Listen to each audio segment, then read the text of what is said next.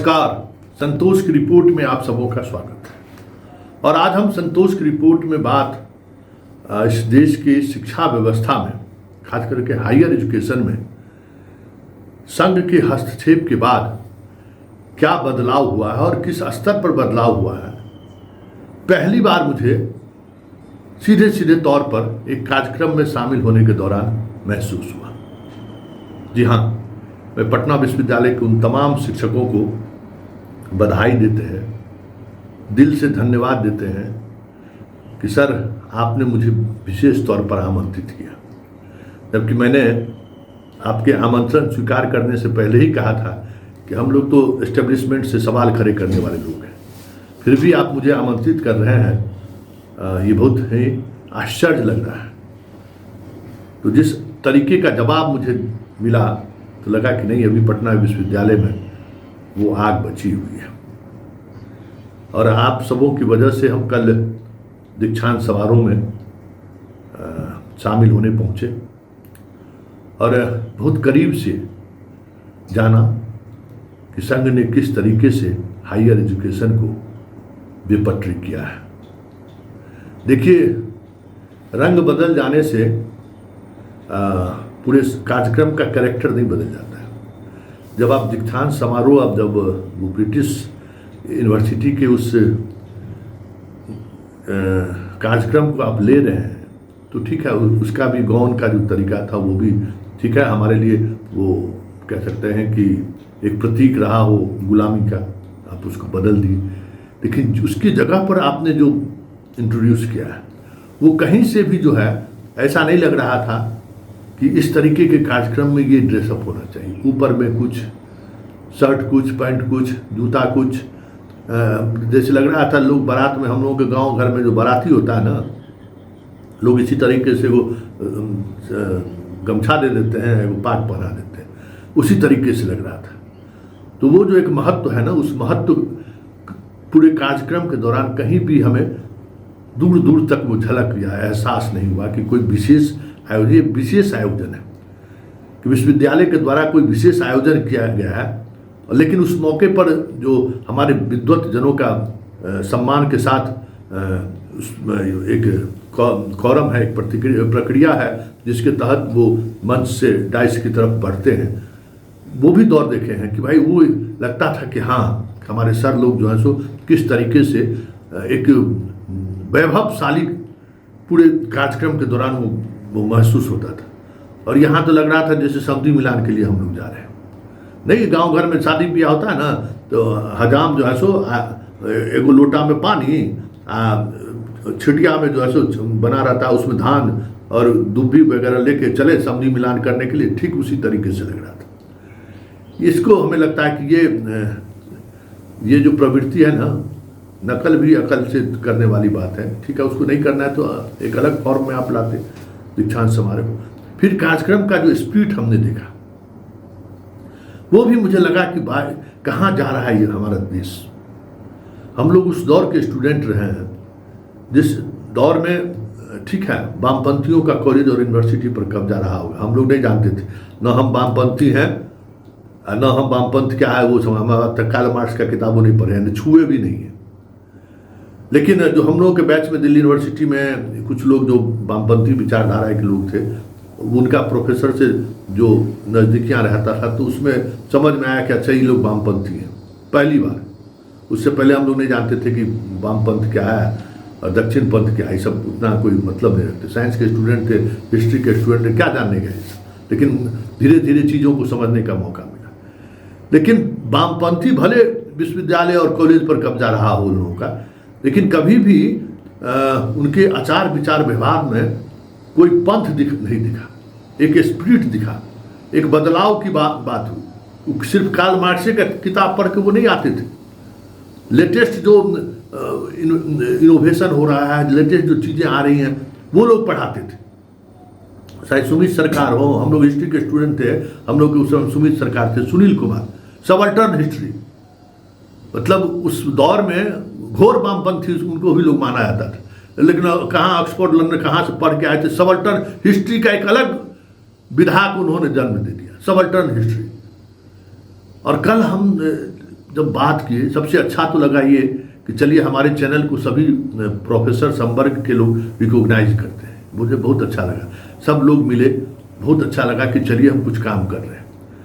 इसलिए थोड़ा 24 घंटा वक्त लिए कि किस तरीके से हम आपके पूरे दीक्षांत समारोह पर हम कवरेज दें, क्योंकि आज के सारे अखबारों में दीक्षांत समारोह की तो खबर है, लेकिन दीक्षांत समारोह में एक छात्र, एक अभिभावक क्या महसूस किया। अब तो मैं अभिभावक हूँ, मेरी बच्चियाँ बाहर पढ़ती हैं, बेटा बाहर पढ़ता है, तब तो हम अभिभावक हैं। लेकिन छात्र जीवन और एक अभिभावक के रूप में जो बिहार के या कहीं देश के किसी भी हिस्सों के जो पढ़ने का जो व्यवस्था है उसमें क्या बदलाव हुआ है, क्योंकि दिल्ली यूनिवर्सिटी तो ख़त्म हो गया। अब हम लोग जाते हैं तो वो स्थिति देखते हैं, जेएनयू की भी बात खत्म। मतलब उत्तर भारतीय के लिए जो खास करके बिहार के लोगों के लिए जो सस्ते तरीके से जो पढ़ाई का जो एक हब था वो तो ख़त्म हो चुका है। पटना यूनिवर्सिटी ईस्ट का एक्सपोर्ट, हम उसके दीक्षांत समारोह में शामिल होने गए थे और हम हैरान रह गए जब एक चौधरी जी को डीलेट का उपाधि दिया गया और उनके बारे में जो विश्लेषण किया जा रहा था, उनकी योग्यता के बारे में क्यों दिया गया है, तो सार यही है कि सरकार से वो फंड लाने में कामयाब रहे। मतलब फंड मैनेजमेंट में उन्होंने बहुत अच्छा काम किया, इसलिए उनको डीलेट का डिग्री दे दिया जाए, उपाधि दिया जाए। हमारे लिए हैरान करने वाली बात थी। एक सेंट्रल यूनिवर्सिटी के वाइस चांसलर आए थे बिलासपुर के, उनकी बात हम, उनका पूरा भाषण जब हम सुने तो हमें लगा कि वो संघ के प्रयोगशाला से आए हुए लोग, इससे ज़्यादा उनकी समझ हो ही नहीं सकती है। मतलब किस तरीके से वो चीज़ों को, छात्रों को क्या एड्रेस कर रहे हैं भाई। अगर हमारे समाज में, हमारे रीति रिवाज में, हमारे धर्म ग्रंथ में अगर इतनी ताकत होती तो इतने दिनों तक हम गुलाम रहते क्या। और जब तक हम साइंटिफिक अप्रोच में देश रहा तब तक हम पूरी दुनिया पर राज किए, और जब से ये इस तरीके की चीज़ें आने लगी, आत्म बोध का बात होने लगा, तब से हम पिछड़ते चले गए। मैं हैरान रह गया उस विश्वविद्यालय के कुलपति, पता नहीं वो क्या पढ़ाते होंगे। चंगेज खां और सिकंदर की बात कर रहे हैं और विश्वगुरु की बात कर रहे हैं। अरे भाई कहाँ करें हैं आपको आप संविधान का बेसिक स्ट्रक्चर के बाद अगर कोई चीज़ है तो वो है कि हमारे देश जो है सो साइंटिफिक अप्रोच से आगे बढ़ेगा। और आप किस अप्रोच की बात करते हैं, हम सब सुनाएंगे आपको। देखिए पहले हम सुनाते हैं उस विश्वविद्यालय के जो कुलपति। एक बात और समझ में आई हमें कि इस तरीके का दीक्षांत समारोह जहाँ कहीं भी होगा उसमें आप केंद्रीय विश्वविद्यालय के वाइस चांसलर को जरूर इन्वाइट कीजिए। और केंद्रीय विश्वविद्यालय के वाइस चांसलर में संघ के काकारा सीखने वाला जो लोग हैं, ज़्यादा लोग वही हैं। और अगर संघ जीवन में कुछ खास चीज़, अगर कि हम तो संघ के स्वयंसेवक खुद रहे हैं, इसलिए कोई हमको उंगली नहीं दिखा सकता है। 2-3 पुस्तक अगर छोड़ दीजिए, उस पुस्तक में भी जो बातें लिखी हुई है, चलो कम से कम वामपंथी का कार्ल मार्क्स के को तो घोटता रहता है, उसको तो फॉलो करता है। ये तो जो हेडगे साहब कह गए, गुरु जी कह के चले गए, जो दत्तात्रेय कह गए, वो भी मानने को तैयार, उसको भी फॉलो नहीं कर रहा है। उसकी भी इकोनॉमी पॉलिसी को लोग ध्वस्त कर दिया। कहे थे ना कि भाई आप मतलब ग्लैमर से बचिएगा। मोदी जी ग्लैमर से बच रहे हैं। संघ का तो बेसिक उद्देश्य था ना कि हमें उससे किसी प्रचारक का लोग कोई नाम जाता है, सब चीज है कि नहीं है, एकदम प्रचार से आपको बाहर रहना है। अभी तो प्रचार ही हो रहा है। दत्तात्रेय का क्या इकोनॉमिक पॉलिसी थी, आज उस इकोनॉमिक पॉलिसी में कहाँ खड़ा है देश।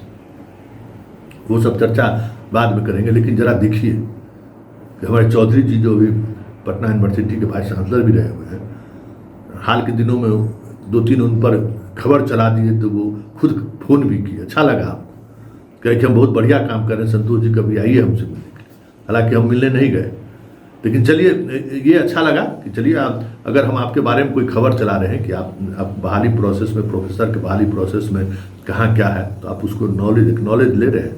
और आपने सुधार की भी बात की, आपने जानकारी भी हमें दी कि हम किस तरीके से चीज़ों को कर रहे हैं। ये संवाद होना चाहिए। मीडिया और अधिकारियों के बीच अगर संवाद हो तो कुछ नई बातें आ सकती हैं। लेकिन हम हैरान रह गए कि इनके शैक्षणिक करियर के बारे में मुझे उतनी जानकारी नहीं है, लेकिन जब डीलेट की डिग्री आप दे रहे हैं तो हमें लगा कि उनका शैक्षणिक जीवन में भी बड़ा योगदान हो रहा है। हम दिल्ली यूनिवर्सिटी के दीक्षांत समारोह में हम शामिल हुए हैं, दिल्ली यूनिवर्सिटी के लेक्चर में शामिल हुए हैं। वहाँ जो मेरा अनुभव रहा है कि कोई भी प्रोफेसर खड़ा होते थे, उनके बारे में जो इंट्रोडक्शन दिया जाता था कि कितना क्या क्या ये किए हैं काम,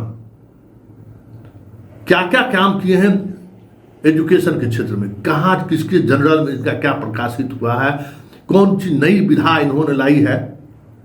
हम 4 मिनट तक पुरस्कार देने के 4 मिनट तक हम सुनने की कोशिश करते रहे कि चौधरी जी का एजुकेशन के क्षेत्र में क्या योगदान है। कोरोना के समय में जो है अस्पताल चालू रखे, अरे भाई हद है, ये तो प्रशासनिक काम है भाई।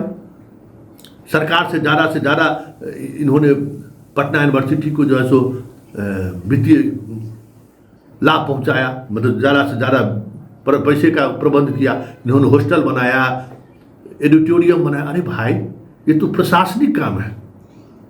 और अगर बिहार में शिक्षक और वाइस चांसलर की यही योग्यता है तो धन्य है प्रभु। क्योंकि हमारे यहाँ सुमित सरकार हो, चाहे रोमिला थापर हो, जो उस दौर के श्रीमाली हो, सब लोग हम लोग उस समय के स्टूडेंट रहे हैं, तो वो आते थे तो ये नहीं क्या अभी रिसर्च चल रहा है, क्या हम लोग काम कर रहे हैं, ये स्टूडेंट से बात होती थी और सीधा सवाल जवाब होता था। कुछ उसी उम्मीद से हम वहाँ गए थे। तो जरा सुनिए चौधरी जी को जो मिला है, अभी विश्वविद्यालय सेवा आयोग के भी अध्यक्ष हैं, शिक्षक प्रोफेसर बहाली में के चेयरमैन यही हैं, क्या इनके सम्मान में कहा जा रहा है कि इनको क्यों डिलीट का डिग्री दिया जा रहा है, जरा आप सुनिए। गिरीश कुमार चौधरी एक विशिष्ट शिक्षाविद एवं कुशल प्रशासक हैं। आप पटना विश्वविद्यालय के पूर्ववर्ती छात्र, शिक्षक, सीनेट सदस्य एवं पूर्व कुलपति रहे हैं। 23 सितंबर 2020 से 25 अक्टूबर 2023 तक पटना विश्वविद्यालय के कुलपति के रूप में अपने कार्यकाल के दौरान आपने कई महत्वपूर्ण कार्य किए हैं, जो आज एक ऐतिहासिक उपलब्धि के रूप में दर्ज हो चुका है। कोरोना के संकट काल में स्वयं कोरोना पीड़ित होने के बावजूद पटना विश्वविद्यालय के केंद्रीय औषधालय को 24 घंटे खोलने एवं शिक्षकों, कर्मचारियों तथा छात्रों को चिकित्सा सुविधा उपलब्ध कराकर आपने उन्हें असमय कवलित होने से ग्रस्त बचाया, बल्कि मानवता की सच्ची सेवा की है। जब विश्वविद्यालय में शिक्षकों के अभाव में पठन पाठन मुश्किल हो रहा था, आपके द्वारा अतिथि शिक्षकों की नियुक्ति की गई, जिससे विश्वविद्यालय में पठन पाठन सुचारू रूप से संचालित किया जा सका। आपके कुशल नेतृत्व में पटना विश्वविद्यालय में 3 वर्षीय स्नातक की CBCS सेमेस्टर प्रणाली प्रारंभ की गई। राष्ट्रीय शिक्षा नीति पर आधारित 4 वर्षीय डिग्री प्रोग्राम को बिहार राज्य में सत्र 2023 से लागू करने में आपकी प्रमुख भूमिका रही है। आधारभूत शैक्षणिक संरचना के क्षेत्र में एक लंबे अंतराल के पश्चात पटना विश्वविद्यालय में आपके अथक प्रयास के कारण अभूतपूर्व प्रगति हुई, जिसके फलस्वरूप G+9 academic block, G+8 administrative block, G+3 examination hall, renovation of middle senate house, G+9 science block, G+13 girls hostel, इन सभी योजनाओं के लिए राशि की उपलब्धता आपके प्रयासों से बिहार सरकार द्वारा स्वीकृत किया गया, जो अपने आप में एक कीर्तिमान है। आपके कार्यकाल में research and development cell, IT cell, training and placement cell इत्यादि को प्रारंभ कर गति प्रदान किया गया। आपके द्वारा किए गए कार्यों के उपरांत भी NIRF रैंकिंग 2024 की सूची में पटना विश्वविद्यालय को स्टेट पब्लिक यूनिवर्सिटीज की श्रेणी में 51 से 100 रैंक के बीच स्थान प्राप्त हुआ, जो एक महत्वपूर्ण उपलब्धि है। शोध एवं अनुसंधान कार्य को विश्वविद्यालय में बढ़ावा देने हेतु आपके कार्यकाल में पहली बार शिक्षकों को शोध परियोजना के लिए आंतरिक शोध से राशि उपलब्ध कराने की प्रक्रिया प्रारंभ हुई। ससमय परीक्षा का आयोजन, शैक्षणिक कैलेंडर का पालन एवं सत्र का नियमितीकरण के साथ साथ शिक्षकों, कर्मचारियों की प्रोन्नति, लंबित मामलों, अनुकंपा एवं अन्य मामलों का निष्पादन किया गया। आपके द्वारा National Institute of Technology Patna, Aryabhatta Knowledge University Patna एवं पाटलिपुत्र यूनिवर्सिटी पटना के लिए किए गए विकास कार्य अति सराहनीय हैं। वर्तमान में आपके द्वारा बिहार राज्य विश्वविद्यालय सेवा आयोग में उत्कृष्ट कार्य किए जा रहे हैं। उपरोक्त अति विशिष्ट कार्यों के लिए प्रोफेसर गिरीश कुमार चौधरी को पटना विश्वविद्यालय के इस दीक्षांत समारोह में दिलीप की मानद उपाधि से अलंकृत किया गया था।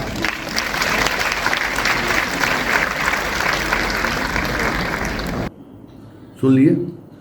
अब जरा वो जो जनाब आए हैं बिलासपुर यूनिवर्सिटी का वाइस चांसलर महोदय, उस वाइस चांसलर महोदय का भी आप स्पीच सुनिए। और कहाँ ले जा रहा है ये लोग जो है सो देश को, हमें समझ में नहीं आ रहा है।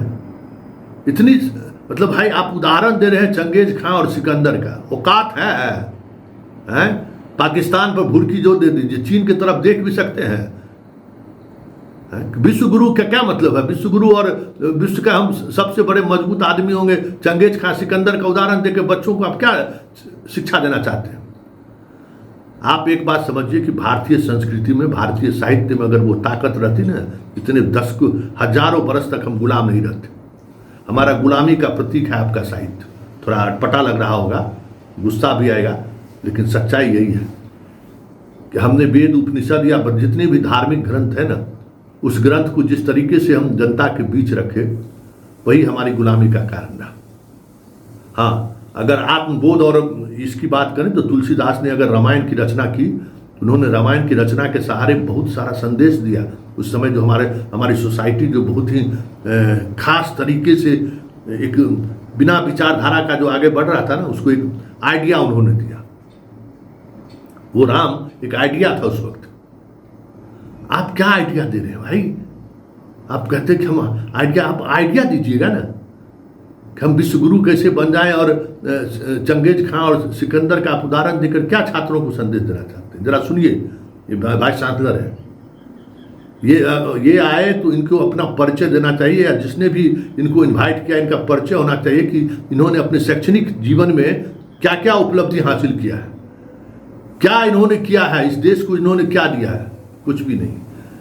तो जरा सुनिए और मनन करिए कि क्योंकि पूरी शैक्षणिक व्यवस्था को लेकर, जैसे मान लीजिए कांग्रेस के समय में हमें नहीं लगा कि कहीं कांग्रेसिया सब इसमें दिखाई भी, ज़्यादा वामपंथी के कब्जा में था यूनिवर्सिटी और विश्वविद्यालय का, कॉलेज का। इनके समय में संघ पूरी तौर पर उसको ऑपरेट करती है।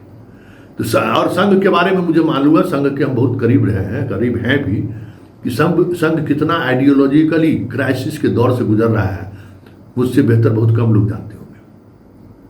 समझिए, इतना आइडियोलॉजिकली बैंक करप्ट कर सकते हैं, बैंक करप्ट कोई दूसरा ऑर्गेनाइजेशन इस देश में नहीं है।